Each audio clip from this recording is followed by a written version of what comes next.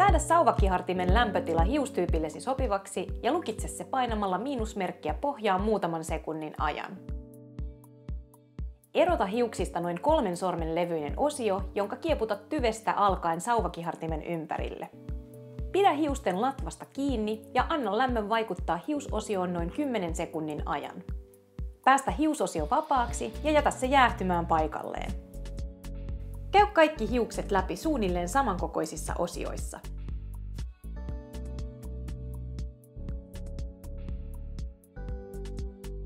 Voit myös vaihdella kieputussuuntaa luonnollisemman lopputuloksen aikaansaamiseksi.